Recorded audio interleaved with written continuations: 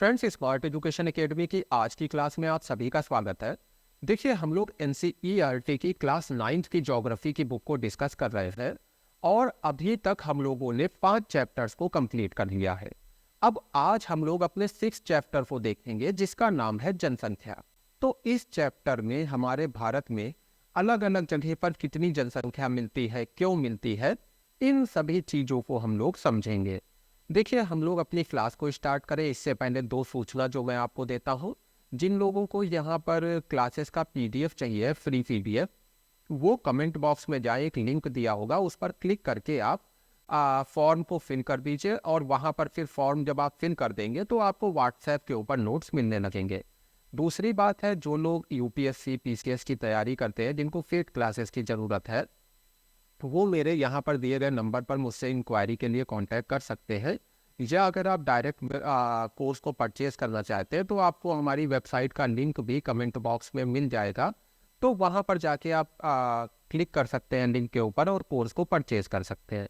तो चलिए आज की क्लास को हम लोग शुरू करते हैं। देखिए, हमारे देश की जनसंख्या कितनी है, स्त्री पुरुष का अनुपात कितना है, इस तरह के सभी आंकड़ों को जुटाने के लिए जनगणना की जाती है। तो देखिए, जनगणना की क्या परिभाषा है। एक निश्चित समय अंतराल में जनसंख्या की आधिकारिक गणना, आधिकारिक मतलब अथॉरिटी के द्वारा, सरकार के द्वारा जो गणना कराई जाती है एक निश्चित समय के बाद, उसी को हम लोग जनगणना कहते हैं। भारत में पहली बार जनगणना कब हुई? 1872 में। याद रखिएगा, ये सब क्वेश्चन आ सकते हैं। तो 1872 में पहली बार जनगणना हुई, लेकिन इस जिसको हम लोग एक कंप्लीट जनगणना कह सकते हैं, संपूर्ण, वो हुई 1881 में पहली बार। अच्छा देखिए, उसके बाद से हर 10 वर्ष के अंतर पर भारत में जनगणना होती आई है। अब देखिए, थोड़ी सी बात हम लोग भारत की जनसंख्या के बारे में करेंगे और हम लोग जो 2011 की जनगणना के आंकड़े हैं उनके माध्यम से समझेंगे कि भारत में जनसंख्या का क्या आकार है और इसका वितरण कैसा है। तो देखिए, सबसे पहले तो अगर हम लोग मार्च 2011 के आंकड़ों के आधार पर कहें तो भारत की जनसंख्या 12,106 लाख थी उस समय। यानी हमारे देश में विश्व की कुल जनसंख्या की 17.5% आबादी है। ऐसे समझ लीजिए, अगर दुनिया में पूरी 100 लोग रहते हैं तो उसमें से लगभग 17.5 लोग भारत में ही रहते हैं। यानी कि बहुत बड़ी हमारी आबादी है। लेकिन अगर हम लोग बात करें अपने देश के क्षेत्रफल की, तो हमारा जो देश का क्षेत्रफल है वो है 32.8 लाख वर्ग किलोमीटर। यानी पूरी दुनिया का अगर क्षेत्रफल से तुलना करें तो पूरी दुनिया की तुलना में हमारे पास केवल 2.4% जमीन है। तो यानी एक छोटी सी जमीन के टुकड़े पे बहुत बड़ी जनसंख्या हमारे देश में निवास कर रही है। अच्छा देखिए, अगर आपसे कहा जाए आप कहाँ बसना चाहेंगे, तो जाहिर सी बात है आप कहेंगे जहाँ पर अच्छी सुविधाएं हो, जहाँ पर खेती के लिए ज़मीन हो, पर्याप्त फूड अवेलेबल हो, इसके साथ ही पानी अवेलेबल हो। यानी कि एक आप अच्छी जगह को सेलेक्ट करेंगे। तो सभी क्योंकि यही करेंगे, तो इसीलिए कुछ ऐसी जगह हमारे देश में, कुछ ऐसे स्थान जो कि रहने के लिए बहुत अच्छे हैं, वहाँ पे तो बहुत ज़्यादा जनसंख्या रहती है।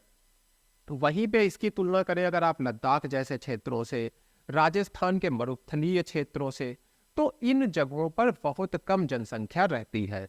तो यानी कि जहां पर जैसी सुविधाएं होंगी, जैसा प्राकृतिक वातावरण होगा, उसी हिसाब से कम या ज्यादा जनसंख्या मिलेगी। अब देखिए, उदाहरण के लिए जो हमारा उत्तर प्रदेश है, इसमें भारत की सबसे ज्यादा जनसंख्या रहती है और उत्तर प्रदेश में पूरे देश की 16% जनसंख्या रहती है। यानी अगर 100 लोग हैं देश में, तो 16 लोग केवल उत्तर प्रदेश में रह रहे हैं। वहीं पे अगर हम इसको कंपेयर करें सिक्किम जैसे राज्यों से या लक्षद्वीप से, तो सिक्किम में जो है केवल 6 लाख लोग रहते हैं। देखिए, एक तरफ हमारे उत्तर प्रदेश में 1990 लाख लोग रहते हैं, वहीं पर सिक्किम में केवल 6 लाख लोग रहते हैं। देखिए कितना ज्यादा अंतर है। और ये अंतर इसीलिए आ रहा है सुविधाओं की वजह से, प्राकृतिक वातावरण की वजह से।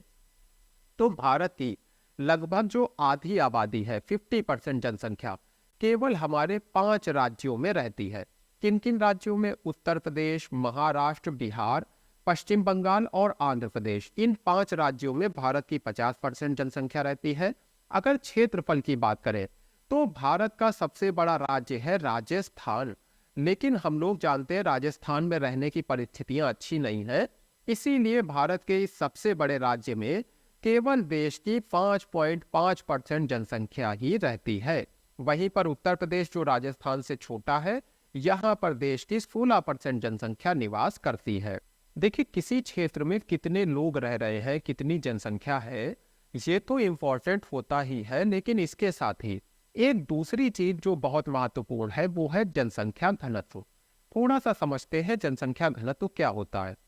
देखिए, अगर परिभाषा की बात करें तो प्रति इकाई क्षेत्रफल में रहने वाले लोगों की संख्या को जनसंख्या घनत्व कहते हैं। थोड़ा सा समझते हैं। प्रति इकाई क्षेत्रफल मान लीजिए ये 1 स्क्वायर किलोमीटर का एरिया है, यानी इसका क्षेत्रफल है 1 स्क्वायर किलोमीटर। यहाँ पर रहते हैं 100 लोग, तो आप क्या कहेंगे, इस स्थान का जनसंख्या घनत्व कितना है? 100 व्यक्ति प्रति स्क्वायर किलोमीटर। वहीं पर मान लीजिए कि ये दूसरा स्थान है, इसका भी एरिया 1 स्क्वायर किलोमीटर ही है, यानी जितना बड़ा ये क्षेत्र था मान लीजिए उतना ही बड़ा ये है। पर यहाँ पर रहते हैं 1000 लोग, यानी जगह उतनी ही है पर लोग ज्यादा रह रहे हैं, तो यहाँ का जनसंख्या घनत्व क्या होगा? ज्यादा हो जाएगा, 1000 व्यक्ति प्रति स्क्वायर किलोमीटर। यानी आप समझ गए होंगे, एक निश्चित स्थान में कितने लोग रह रहे हैं उससे जनसंख्या घनत्व निर्धारित होता है। थोड़ा सा और सिंप्लीफाई कर देता हूं। आपका घर है, आपके पड़ोसी का घर है, एकदम बराबर आप दोनों के घर है, लेकिन क्या है, आपके घर में 4 लोग रहते हैं और पड़ोसी के घर में 8 लोग रहते हैं। तो अगर देखा जाए तो दोनों के घरों का क्षेत्रफल बराबर है, लेकिन क्योंकि आपके यहाँ केवल 4 लोग रह रहे हैं तो आपके यहाँ का जो जनसंख्या घनत्व है वो कम है। आपके यहाँ जनसंख्या घनत्व 4 का है, जबकि पड़ोसी के यहाँ 8 का है, कम जगह में ज्यादा लोग रह रहे हैं। अब इस चीज को थोड़ा सा देखिए, समझते हैं। अगर हम लोग बात करें भारत की, तो हमारा देश विश्व की घनी आबादी वाला देश है, यानी हमारे देश में अभी ऑलरेडी हम लोगों ने देखा छोटे से क्षेत्र में बहुत बड़ी जनसंख्या निवास कर रही है। अगर बांग्लादेश और जापान से कंपेयर करें तो इन देशों का हाल हमसे भी ज्यादा थोड़ा सा कह लीजिए कि गंभीर है। यहाँ पर बहुत ज्यादा जनसंख्या बांग्लादेश और जापान में छोटे से क्षेत्र में निवास करती है, यानी इनका जनसंख्या घनत्व भारत से अधिक है। अब अगर भारत के राज्यों की बात करें, देखिए टोटल ओवरऑल भारत का जनसंख्या घनत्व 2011 में कितना था? 382 व्यक्ति प्रति स्क्वायर किलोमीटर, यानी 1 स्क्वायर किलोमीटर में अगर पूरे भारत की बात करें, पूरे भारत का एवरेज निकालें तो 1 स्क्वायर किलोमीटर में भारत में 382 लोग रहते हैं। लेकिन राज्यों के हिसाब से ये सेम नहीं है। जैसे अगर बिहार की बात करें तो बिहार का जनसंख्या घनत्व 1102 व्यक्ति प्रति स्क्वायर किलोमीटर है, यानी 1 स्क्वायर किलोमीटर में आप कल्पना करिए बिहार में 1102 लोग रह रहे हैं। वही अरुणाचल प्रदेश जो थोड़ा सा कठिन इलाका है, पहाड़ी इलाका है, बर्फ पड़ती है, तो अरुणाचल प्रदेश में केवल 17 व्यक्ति प्रति स्क्वायर किलोमीटर का जनसंख्या घनत्व है, यानी इतने बड़े 1 स्क्वायर किलोमीटर के एरिया में मात्र 17 लोग मात्र निवास कर रहे हैं। तो यहाँ पर देखिए एक एनसीईआरटी में एक्सरसाइज दी गई थी कि 250 व्यक्ति प्रति वर्ग किलोमीटर से कम जनसंख्या घनत्व वाले राज्यों को पहचानना था। तो यहाँ पर देखिए ये जो ग्रीन कलर से दिखाया गया है, ये 250 से कम जनसंख्या घनत्व वाले राज्य है। जैसे ये राजस्थान हो गया, आपका मध्य प्रदेश हो गया, ये सारे जो भी आप राज्य देख रहे हैं, जैसे जम्मू कश्मीर है, तो अब आप जानते हैं जम्मू कश्मीर में क्या है कि रहना बहुत कठिन है, बर्फ पड़ती है, तो यहाँ पे भी जनसंख्या घनत्व कम है। इसी तरह से उत्तर पूर्वी राज्यों को हम लोगों ने ऑलरेडी देखा, यहाँ पर भी जनसंख्या घनत्व 250 से कम है, और कारण वही है कि रहने की परिस्थितियों का कठिन होना। अब देखिए बात करेंगे जनसंख्या में होने वाले परिवर्तन की, यानी कि किसी देश की जनसंख्या जो बढ़ जाती है या कम हो जाती है, इसके पीछे कौन कौन से कारण होते हैं। तो देखिए बेसिकली 3 कारण है, जन्म, मृत्यु और प्रवास। इनको अभी आगे हम लोग देखेंगे। पहले हम लोग समझेंगे जनसंख्या वृद्धि की परिभाषा क्या है। तो पहले परिभाषा एक बार पढ़ लेते हैं। जनसंख्या वृद्धि का अर्थ होता है किसी विशेष समय अंतराल में, जैसे 10 वर्षों के भीतर किसी देश या राज्य की निवासियों की संख्या में परिवर्तन। यानी बहुत सिंपल है, 10 साल पहले हमारे देश की जो जनसंख्या थी उससे वर्तमान जनसंख्या कितनी अलग है, उसमें कितना परिवर्तन हुआ, वही हमारी जनसंख्या वृद्धि है। इसको 2 तरीके से हम बता सकते हैं, एक तो सापेक्ष या निरपेक्ष वृद्धि के रूप में, एक हम लोग निरपेक्ष वृद्धि के रूप में बता सकते हैं।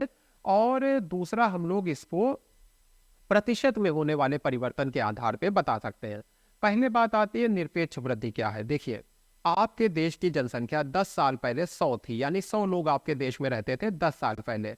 अब 10 साल बाद क्या है, आपके देश में 110 लोग हो गए। तो 10 सालों में आपकी देश की जनसंख्या में कितना परिवर्तन हुआ? 110 में से 100 को घटा देंगे 110 में से, आंसर आ जाएगा 10। तो 10 सालों में आपके देश में जो 10 लोगों की संख्या बढ़ गई, ये आपके देश में निरपेक्ष जनसंख्या वृद्धि दिखा रही है।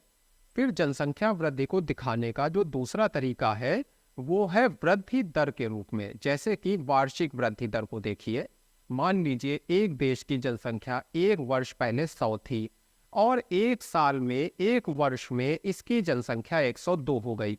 तो जब आप परसेंटेज में इसको कैलकुलेट करेंगे तो कितनी वृद्धि आएगी? 2%। तो इस देश की वार्षिक वृद्धि दर कितनी रही? एक वर्ष में जनसंख्या कितनी बढ़ी? 2%।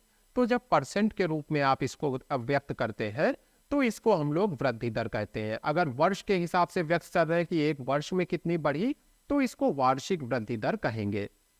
अब जैसे भारत की आबादी 1951 में 3610 लाख थी और 2011 में बढ़ के 12,100 लाख हो गई। तो अगर हमको कैलकुलेट करना है वृद्धि दर कितनी रही, तो हम परसेंट में इसको कैलकुलेट कर सकते हैं। वहीं पे अगर निरपेक्ष वृद्धि देखना है तो 12,100 लाख में से 3610 लाख घटा दीजिए, आपको पता चल जाएगा भारत की जनसंख्या कितनी बढ़ी। अब देखिए, थोड़ा सा हम लोग समझेंगे कि हमारे देश में जनसंख्या वृद्धि दर का इतिहास क्या रहा है। देखिए, हमारे देश में जो 1951 से 1981 के बीच का पीरियड था, इसमें जनसंख्या बहुत तेजी से बढ़ी। और ध्यान दीजिए, न केवल जनसंख्या बढ़ी बल्कि जनसंख्या के बढ़ने की दर भी बढ़ी। यानी पहले अगर 1% वार्षिक वृद्धि दर थी तो बाद में 2% हो गई, फिर 3% हो गई। कहने का मतलब है कि जो जनसंख्या बढ़ने की गति थी वो गति भी लगातार बढ़ती गई 1951 से 81 के बीच। तो अगर इसको हम लोग आंकड़ों में देखें तो 1951 में हमारे देश की जो जनसंख्या 3610 लाख थी, 1981 में 6830 लाख पहुंच गई।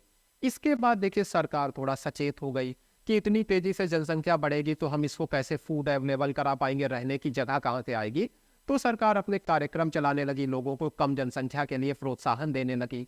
तो इससे क्या हुआ, 1951 से वृद्धि दर में धीरे धीरे कमी आई। याद रखिए, जनसंख्या तो बढ़ रही थी लेकिन जो बढ़ने की स्पीड थी, जो वृद्धि की दर थी, मान लीजिए 6% थी तो 5% हो गई। तो जनसंख्या बढ़ने की जो दर थी उसमें कमी आने लगी।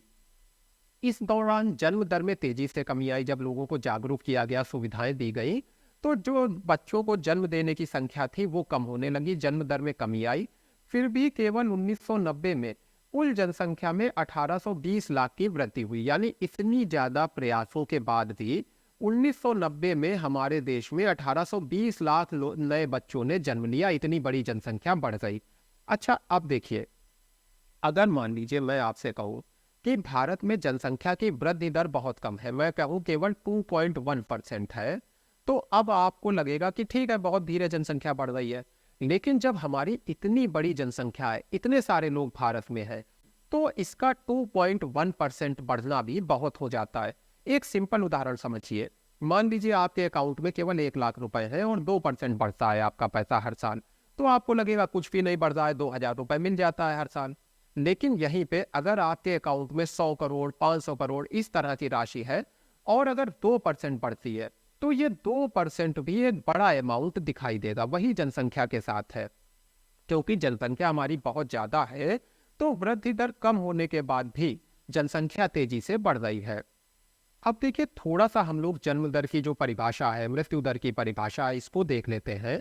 तो पहले बात करेंगे जन्म दर की। देखिए, एक वर्ष में प्रति 1000 व्यक्तियों में जितने जीवित बच्चों का जन्म होता है, इस चीज को याद रखिए, जीवित बच्चों का, क्योंकि कई बच्चे होते हैं जो जन्म के समय ही जो मृत जन्म लेते हैं, तो उन बच्चों को हटा लीजिए। 1000 लोगों के ऊपर जितने जीवित बच्चे जन्म लिए, जैसे 10 बच्चे अगर जीवित जन्म लिए तो देश की जन्म दर कितनी हो गई? 10 हो गई। इसी तरह से सेम यही परिभाषा मृत्यु दर की होती है। एक वर्ष में प्रति 1000 व्यक्तियों में मरने वालों की संख्या, यानी 1000 लोगों पर जितने लोगों की मृत्यु हुई, 1000 लोगों पे अगर 7 लोगों की मृत्यु हुई एक साल के भीतर, तो ये उस देश की 7 क्या हो गई, मृत्यु दर हो गई। अच्छा देखिए, भारत में क्या है कि शुरुआती समय में जब हमारा देश आज़ाद हुआ 1951 के बाद, तो हमने अपने हॉस्पिटल को अच्छा किया, लोगों को फूड अवेलेबल कराया, इसलिए हमारे देश की मृत्यु दर बहुत तेजी से कम हुई थी।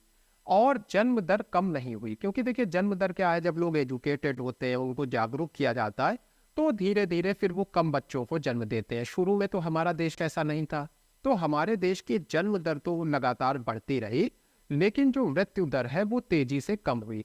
इसीलिए जनसंख्या हमारे देश की बहुत तेजी से बढ़ गई थी। कम लोगों की मृत्यु होगी, बहुत ज्यादा लोग जन्म लेंगे, तो जनसंख्या बढ़ेगी। आज भी हमारे देश में जो जन्म दर है वो मृत्यु दर से ज्यादा है। तो 1980 तक उच्च जन्म दर और मृत्यु दर में लगातार गिरावट के कारण, जैसा आपको मैंने बताया, हमारी देश में जो जनसंख्या है काफी अधिक हो गई थी। 1981 के बाद जब लोग धीरे धीरे जागरूक होने लगे, तो मृत्यु दर में तो गिरावट आई ही, लेकिन फिर जन्म दर भी धीरे धीरे कम होने लगी। जैसे जैसे जन्म दर कम होने लगी, तो उससे हमारी जो जनसंख्या वृद्धि की स्पीड है उसमें कमी आ गई। याद रखिए, जनसंख्या तो बढ़ती रही, लेकिन उतनी तेजी से नहीं बढ़ रही थी। अच्छा देखिए, जनसंख्या वृद्धि में एक और फैक्टर है जो बहुत ज्यादा योगदान देता है।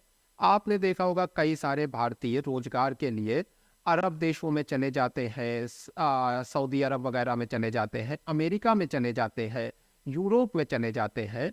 तो इससे क्या होता है, हमारे देश की जनसंख्या कुछ कम होती है। वहीं पे आपने देखा होगा, जैसे सीरिया जैसे जो देश है, यूक्रेन है, यहाँ जब युद्ध हुआ तो यहाँ के निवासी दूसरे देशों में रहने चले गए। तो जैसे यूक्रेन के निवासी या सीरिया के निवासी जब दूसरी जगहों पे जाएंगे, तो इन देशों की जनसंख्या में कमी आएगी। तो जहां पर लोग बाहर से आ रहे हैं वहां जनसंख्या बढ़ेगी, और जहां से बाहर जा रहे हैं वहां पे जनसंख्या में कमी आएगी। इसको क्या कहते हैं, प्रवास कहते हैं। और ये जो प्रवास है, ये भी जनसंख्या के परिवर्तन का एक कारण होता है। भारत की बात करें तो जैसे उत्तर प्रदेश के गांव है, बिहार के गांव है, यहाँ से बहुत बड़ी संख्या में लोग दिल्ली मुंबई जाते हैं रोजगार की तलाश में। तो इससे क्या होता है, बिहार के गांव में जनसंख्या कम हो जाएगी, यूपी के गांव में जनसंख्या कम हो जाएगी, और दिल्ली और महाराष्ट्र में बढ़ने लगेगी। तो यानी प्रवास ही कुल मिला के जनसंख्या को परिवर्तित करता है। लेकिन अब आपको एक चीज समझ लेना है कि अगर देश के भीतर ही प्रवास हो रहा है, आप गए हैं बिहार से दिल्ली गए हैं, बिहार से मुंबई गए हैं, तो देश की ओवरऑल जनसंख्या नहीं बढ़ेगी, लेकिन अलग अलग स्थानों पर जो जनसंख्या है उसमें परिवर्तन दिखने लगेगा। जितनी ओवरऑल जनसंख्या देश की टोटल है वो तो उतनी ही रही, लेकिन अलग अलग स्थानों पर जो जनसंख्या का घनत्व है वो बदल जाएगा। आज देखिए दिल्ली मुंबई में आपको इसी वजह से कितनी भीड़ दिखाई देती है। अच्छा देखिए, जो प्रवास होता है इसके पीछे दो कारक काम करते हैं। एक होता है पुश फैक्टर और दूसरा होता है पुल फैक्टर।